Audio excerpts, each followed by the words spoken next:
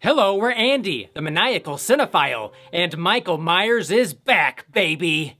Michael is back, Chucky is back, Scream is back, I Know What You Did Last Summer is back! Did I get drunk and time travel to 1998 again? Must go further! We had to wait an extra year for it, but it's finally time to share our thoughts on Michael and Laurie's third round. Or is this technically round 6? Either way, Jamie Lee Curtis has now surpassed Donald Pleasance with the most appearances in the series. Andi, I still don't understand these timelines.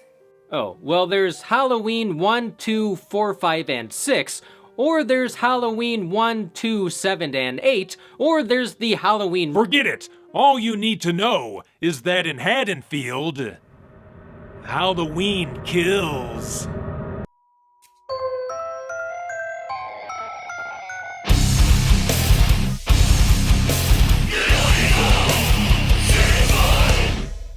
Halloween Kills is once again directed by David Gordon Green, who co-wrote the script with Danny McBride and Scott Teems. This sequel to the 2018 reboot is the 12th film in the Halloween franchise, now tying Friday the 13th. By this time next year, Michael may finally beat Jason in the number of movies and kills. Maybe Jason can go cry to his mom. So let's see if Halloween Kills is worthy of its title, or does evil die tonight? Evil dies tonight. They've been saying that for like over 40 years. The boogeyman lives! Halloween Kills kicks off with a 12-minute flashback to 1978, where we see Myers get arrested. The attention to detail in this scene is incredible. They really captured the look of the film grain and cinematography from the first film. It's as if they brought back cinematographer Dean Cundey. Ah, Dean Cundey. He's filmed Michael Myers, the T-Rex from Jurassic Park, and perhaps the biggest monster, Adam Sandler. About 20 minutes in is when the present tense action kicks in, and we pick up right where the 2018 movie ended. The unstoppable killer, Michael Myers, literally crawls out of the pits of hell. Laurie Strode's basement.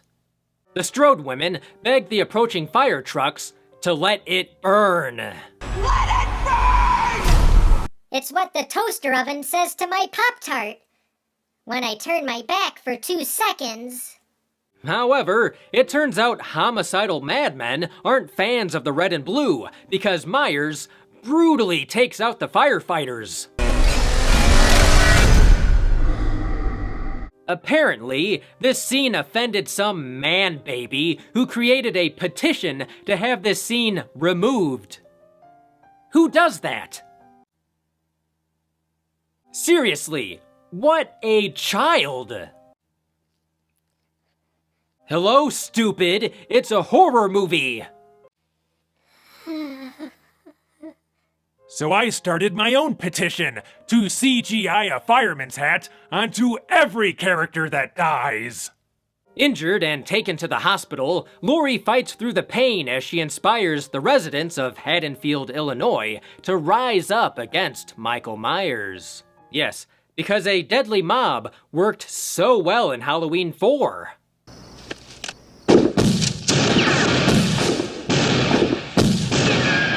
Shit, Earl. It's Ted Hollister. Taking matters into their own hands, the Strode women and other survivors hunt down Michael and end his reign of terror once and for all. Well, at least until the next movie. Perhaps the biggest bummer is that Laurie Strode spends the entire movie in the hospital recovering, so we don't get any Laurie versus Michael action. I want to take his mask off and see the life leave his eyes. Lifeless, like the eyes of the real Mike Myers. However, I love Laurie's emotional highs and lows in the hospital. She thinks she's won, and a 40-year wait has been lifted, only for it to crush her when she discovers Myers is alive. She may be confined to one room, but Jamie Lee's range has no limit. Just like Michael Myers speeding. Hey, jerk! Speed kills! Instead, Laurie's daughter Karen takes on a bigger role. In the 2018 movie, I didn't really connect with Karen, played by Judy Greer. I still think it'd be cool if Danielle Harris played Laurie's daughter. Some fans would probably prefer her son John from H2O. Laurie, how many kids have you abandoned? Hey, Mom. That's mine. I thought you quit drinking. Jamie, can I say something? 40 years ago. Who carried you? Come on. No, I'm gonna kill you now. Halloween Kills is a fun reunion that brings together several characters and cast members from John Carpenter's 1978 original.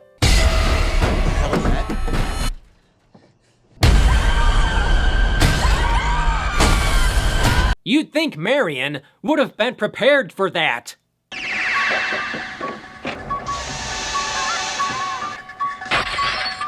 Charles Cyphers returns as former sheriff Lee Brackett, Kyle Richards as Lindsay Wallace, and Nancy Stevens as Nurse Marion Chambers. The character Tommy Doyle also returns, but isn't played by Brian Andrews or Paul Rudd. Instead, John Hughes actor Anthony Michael Hall steps into little Tommy Doyle's shoes.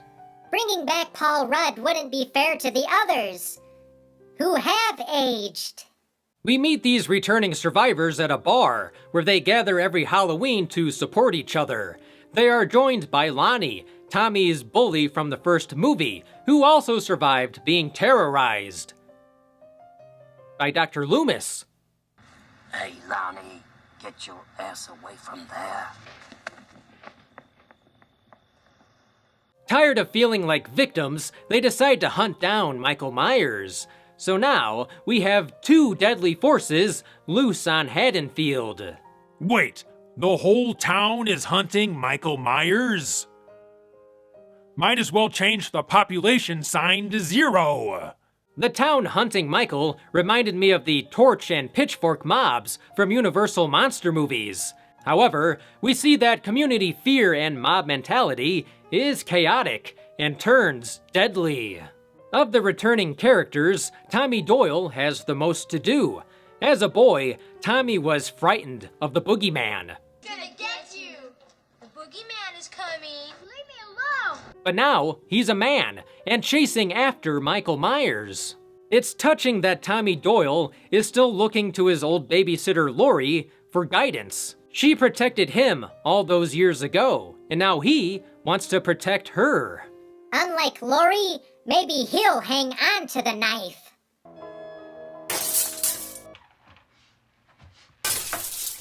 In the end, turning Tommy Doyle and Laurie's daughter Karen into the co-leads of Halloween Kills felt like a mistake. What happened? Was Jamie Lee Curtis too busy filming a commercial for yogurt? Going into the movie, Halloween Kills was getting the reputation for being violent. The more he kills, the more he transcends. It's called grinding XP to level up. This sequel has some of the most shocking and brutal kills in the entire series. The firefighter massacre is the first of a couple mass murder sequences. Michael Myers shows the town of Haddonfield why they should be afraid of him. He is the boogeyman. He's here to do whatever he can, be it early morning, late afternoon, or at midnight. It's never too soon. Killing is Michael's nature, and we see the trail of pain he leaves behind in Haddonfield. Seriously, how many people does it take to beat up one senior citizen? While the movie is dark, there are a couple moments of humor, mostly from Big John and Little John, who live in the renovated Myers house. Little John is played by Michael McDonald from Mad TV, so whenever he was holding a knife, I kept thinking of the killer mannequin skits. Nothing. Just That mannequin's really creeping me out. In the end, we have a body count of at least 31 people, 29 of which are killed by Myers. To be honest, it could be higher. During that last montage, Myers possibly killed half the town. If Jason holds the kill record at 157, then Myers is now close behind, with at least 150. If you track Michael's victims, it's a straight line to Michael's childhood home. And if you track my victims, it's a straight line to Titty City. Halloween Kills seamlessly connects to the 2018 movie and further develops the town and residents of Haddonfield. It ties into and honors the original movie while also doing its own thing and sets up next year's sequel. Do it. Well, now I don't wanna. Not only does the sequel bring back some familiar faces, but it also adds to the lore with these flashbacks. We see the wound Myers has left on this town, not just with Laurie, but with others as well. Like Rob Zombie. He still hasn't recovered. John Carpenter returns to do the score, and it's fantastic. Even Carpenter's score is slower and darker. Not only that, but one of my favorite modern bands, Ghost, recorded a song for the end credits of Halloween Kills, titled Hunter's Moon. It's a hunter's moon.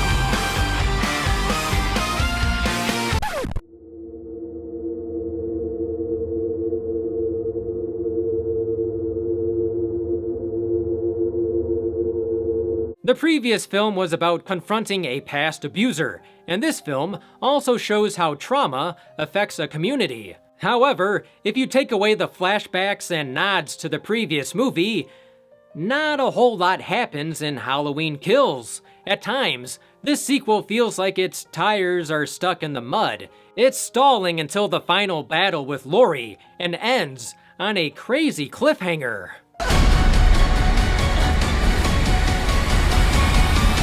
So, should you watch Halloween Kills? Or should you be like Michael Myers and stare out your sister's window? Halloween Kills does little to advance the plot, but should satisfy the gorehounds and hardcore fans of the series. Michael Myers is more brutal and inhuman. Seriously, what the heck is he? If Fire and Busta Rhymes didn't kill him, nothing will! You could say this is the Empire Strikes Back of the Halloween films. It's been a fun ride so far, but soon, Halloween ends. I mean, it's gotta end. Otherwise, these two will be tearing up their local nursing home.